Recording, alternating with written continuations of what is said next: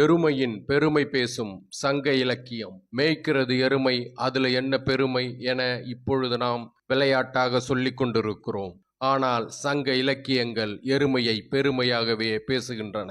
தன்னோடு இணைந்து போரிட்ட படை வீரர்கள் அனைவரும் பின்வாங்கிய நிலையிலும் தன்னந்தனியாக எதிரியின் படையை எதிர்கொண்டு நெஞ்சுரத்தோடு போரிடும் ஒற்றை வீரனின் மாவீரத்தை எருமை மரம் என பெருமைப்படுத்துகிறது தமிழ். தன் கன்றுவை காப்பாற்ற சிங்க கூட்டத்தினை தனியாக எதிர்க்கும் குணம் கொண்டது எருமை. அதனாலேயே தனியே போரிடும் வீரனின் மாவீரத்தை எருமை மரம் என போற்றினார்கள் நம் முன்னோர்கள். சங்ககால புலவர்கள் அசைந்து அசைந்து நடக்கும் எருமையின் நடையை அணிநடை எருமை என புகழ் பாடியிருக்கிறார்கள்.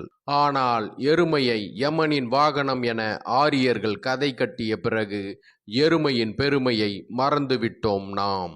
தமிழதிகாரம் இது உலகத்தின் முதலதிகாரம்.